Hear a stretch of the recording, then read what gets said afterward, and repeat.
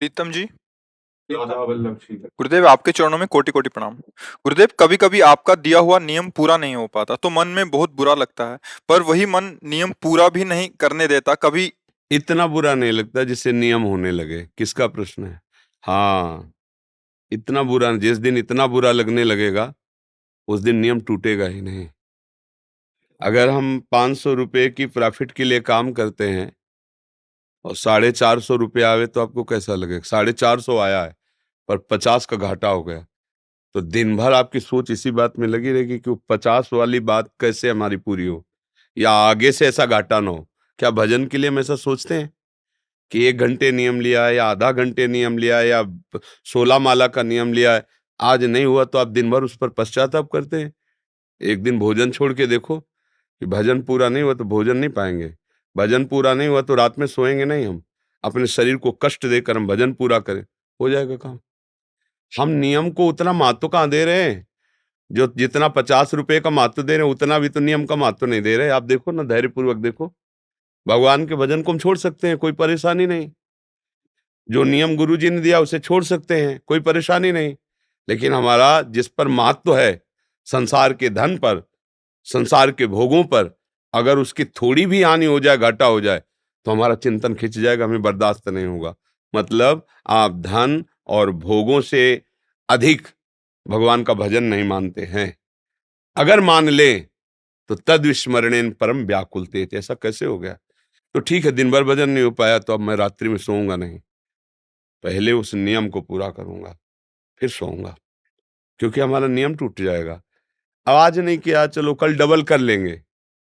अब मन तुम्हें फिसला देगा, ना डबल होगा ना सिंगल होगा। वो बहुत बदमाशी करने वाला मन है, वो गंदी आदत तुम फंसा देगा।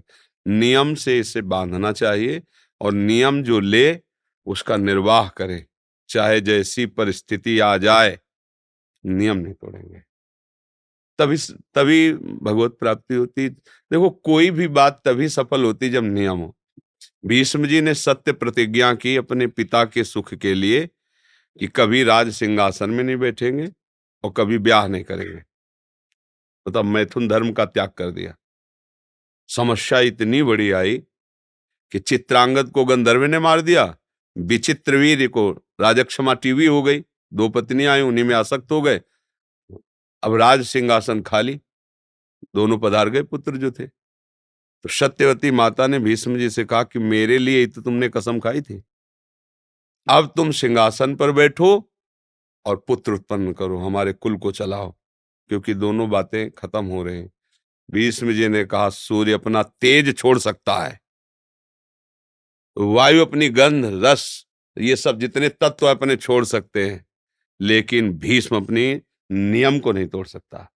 पूरा विश्व ब्रह्मांड एक तरफ और मेरी प्रतिज्ञा एक तरफ, चाहे वंश रहे या नष्ट हो जाए, अमरत्व मिले या मृत्यु मिले, विजय मिले या पराजय मिले, शाप मिले या वरदान मिले, जो नियम लिया अब वो टूट नहीं सकता। वो आजीवन नहीं तोड़ा। नहीं तो ऐसी परिस्थिति थी कि सत्यवती के लिए ही तो वचन धारण किए थे। अच्छा, वही मां कह रही हो सिंहासन में कोई है नहीं और संतान आगे है नहीं, तो बनता है ना शांतनु की वंश परंपरा चलाने के लिए भीष्म। उनका ऐसा नहीं है। तो हम लोग नियम का कितना आदर करते हैं, सोचो, नियम का कितना आदर करते हैं। जब नियम का आदर करोगे तो नियम चल पाएगा ना। नियम का आदर ही नहीं है ना। हमें जो नहीं खाना नहीं खाना, जो हमारे मार्ग में बाधक है हमें नहीं बात करनी, नहीं देखना। हमें भजन करना है, नियम से रहना है, दूसरों को सुख देना है, कमाना है धर्म से, परिवार का पोषण करना है। जितने दिन जिएंगे ऐसे जिएंगे, मरेंगे तो भगवान की कृपा को प्राप्त करेंगे। मनुष्य जीवन का लक्ष्य है। अब कुछ नियम ही नहीं, आज कसम खाई कल तोड़ दी, तो फिर फायदा क्या है? मित्र कह रहा, अरे यार मान लो थोड़ी तो पी लो ना। नहीं, हमारी तुम्हारी दोस्ती नहीं है। तेरी दोस्ती से क्या? देखो वहां माँ बोल रही, सूर्य अपना तेज छोड़ सकता है, पृथ्वी गंध छोड़ सकती है, वायु स्पर्श छोड़ सकती है, भीष्म अपनी प्रतिज्ञा नहीं छोड़ सकता।